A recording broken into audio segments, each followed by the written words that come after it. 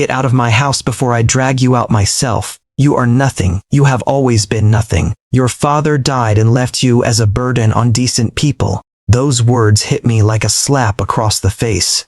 I stood in the doorway of the only home I had ever known, holding a cracked bowl of leftover porridge, the same porridge I had cooked for the entire household before sunrise, and I felt something inside me go very quiet. Not because I believed him, but because part of me was tired of fighting to prove him wrong. This is my story. The story of a girl the whole village called foolish. The girl who gave when she had nothing. The girl whose house they eventually burned, and why that fire ended up being the beginning of everything. My name is Araba. I am 17 years old, and I grew up learning that the world does not hold space for girls like me. When I was 9, my father died. He was a quiet, hard-working man who smelled of sawdust and groundnut soup, and when he left, he took every good thing with him. My mother had passed years before that. So I was handed over to my uncle, a distant relative who never let me forget that I owed him my survival. He was not a violent man in the way people imagine. He never raised a fist, but his tongue was a weapon. Every morning, before I opened my eyes fully, I could already feel the weight of his disappointment. Every evening I fell asleep wondering if tomorrow would be different. It never was. But I held on to one thing my father told me before he died. "Araba, a kind heart is not weakness, it is your armor." And I was about to discover just how true that was. At 16, I started a small tea stall at the edge of the village market. It was not much, a wooden table, a charcoal stove, and whatever I could afford after giving my uncle his household contribution. Some days, I made enough for a meal. Other days, the stove went cold. The village women laughed at me. They called it a toy stall. They said a girl with no family name, no land, and no education had no business trying to be a traitor. "Araba, go find a husband before you embarrass yourself further," one of them said, loud enough for the whole market to hear. I smiled. I poured her tea.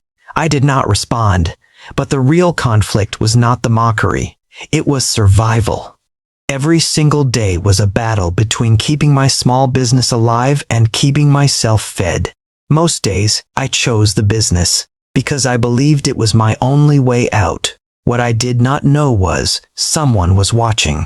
About 3 months into running my stall, he appeared, an old man in a wheelchair, gray-bearded, thin, wearing worn-out clothes that had been patched and repatched too many times.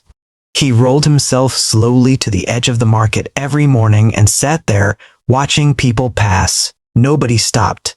Nobody looked. On the first day I noticed him, I had only 2 cups of tea and 1 piece of bread left. Barely enough for me. I looked at him. I looked at my food. And then I walked over. "Good morning, sir. Have you eaten today?" He said nothing. He just looked at me with very still, very calm eyes. I gave him the bread. The next day he was back. I gave him tea. The day after that, a boiled egg I had saved from the night before. By the end of the week, my stall was barely breaking even, but I kept feeding him every single day. My uncle found out. "You are feeding a stranger while you beg me for flour. You have lost your mind, girl. That man is a beggar. He will never repay you. You are throwing away what little you have." The market women agreed. "She feeds strangers while she herself goes hungry. This child is not right in the head." But something in me refused to stop. I could not explain it then. He never spoke much. He just arrived every morning, accepted what I offered, and left before noon. No thank you. No conversation. Just those calm, watching eyes. Sometimes I wondered if he was testing me. Sometimes I wondered if I was just being foolish. But every time I thought about stopping, something inside me said, "Keep going." What happened after that changed everything I thought I understood about kindness. Then one Tuesday morning, he did not come. I waited. I kept a cup of tea warm until it went cold. I checked the edge of the market 3 times. Nothing. Wednesday, nothing. Thursday, nothing. By Friday, I told myself he had probably moved on. Old people in wheelchairs, alone, with nobody. Sometimes they just disappear. It was a sad truth of village life. I packed away the extra cup I had been saving for him and tried not to think about it too hard. But then, that same Friday afternoon, a young man in clean-pressed clothes appeared at my stall. He was polite, soft-spoken, and carried an envelope sealed with red wax. "Are you Araba, the girl who runs this tea stall?" "Yes. I have a message for you. My employer would like to meet you. He says you already know him." I had no idea what was coming next. No idea at all. The address on the envelope led me across town, to a part of the city I had never visited.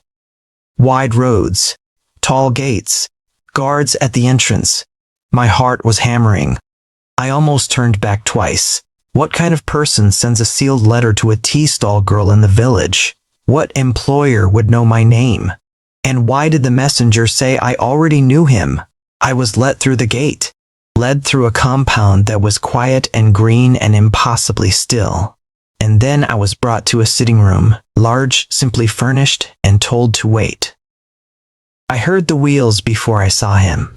Something was very, very wrong, or very, very right. I could not tell which. He rolled into the room, the same wheelchair, the same gray beard, but the worn, patched clothes were gone, replaced by a clean linen shirt, pressed trousers, and a quiet dignity that filled the room without effort. I could not speak. "You look surprised," he said. His voice was steady, warm, nothing like the silent figure I had fed at the market. I don't understand.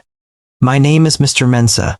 I have spent the last 2 years sitting in various markets, in various towns, watching how people treat someone they believe has nothing to offer them. You are the first person in a